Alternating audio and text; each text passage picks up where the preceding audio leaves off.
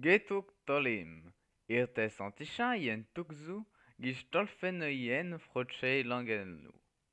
Nous voici donc dans ce deuxième épisode, et cette fois-ci, c'est pour la grammaire du frallement à proprement parler. Je vais utiliser la translittération frallemande en alphabet latin pour la vidéo. En cas de doute, n'hésitez pas à regarder ma vidéo précédente. Allez hop, autopub, c'est fait. Manque plus que le partenariat avec NordVPN. La phrase suivante va nous servir d'exemple. Le frallement utilise le même ordre syntaxique que le français. Sujet, verbe, objet.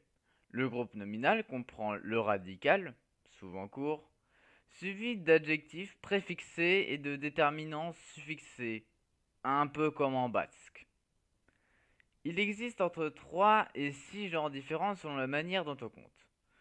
En prenant la racine is, qui signifie enfant, on obtient issé, issa, issan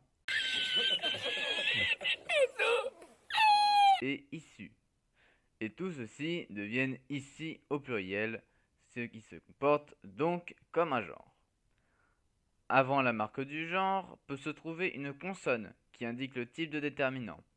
L pour l'article, es pour le démonstratif, etc. Et après, enfin, se trouvent les grandes, les sacrées déclinaisons. Et oui, comme en latin, en allemand ou en russe, il y a donc ces cas en frallement. Le nominatif, c'est le sujet. L'accusatif, c'est le COD. Le génitif, c'est le complément du nom qui se place sur le possédé et non le possesseur. Donc pas le chien du voisin, mais le voisin son chien. Le datif, c'est le COI.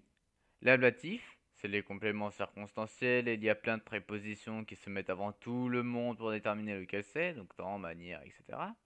Et le locatif, ce petit privilégié de compléments circonstanciels de lieu. Voici le tableau de déclinaison pour toutes ces racines. Toutes, non. La racine omen, qui veut dire homme, a son propre tableau et une véritable distinction singulier-pluriel. Du coup, il y en a deux, youpi. Donc, Freutsch, c'est frallement. Langue, c'est la langue, comme le français. Le L, c'est l'article. Le N, c'est de l'accusatif neutre. Le OU, c'est le neutre inanimé.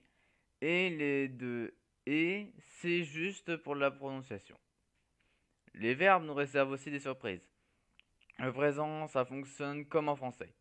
Gistolfe, du tolfs.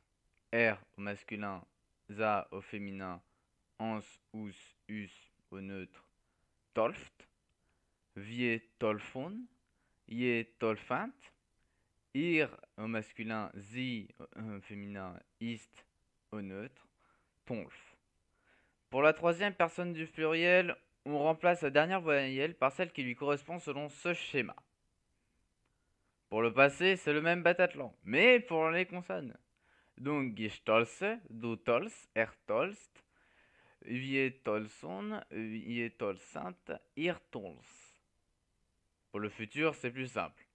On rajoute simplement n après le radical, mais avant la terminaison.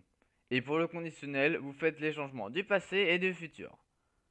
Donc, gistolfen, ça donne j'apprendrai, je ferai apprendre. Il ne reste donc plus que yen qui signifie vous. La phrase mystère est donc je vous apprendrai la langue frallemande. Sur ce, j'espère que cette vidéo vous aura plu. Elle aura été très dense et je m'excuse pour ceux à qui ça aurait été imbuvable. La prochaine fois, nous parlerons de différentes bizarreries que je n'aurai pas détaillées ici. Si vous voulez des racines pour former vos propres phrases en frallement, demandez-moi dans les commentaires. Abonnez-vous, lâchez un like, à la prochaine fois.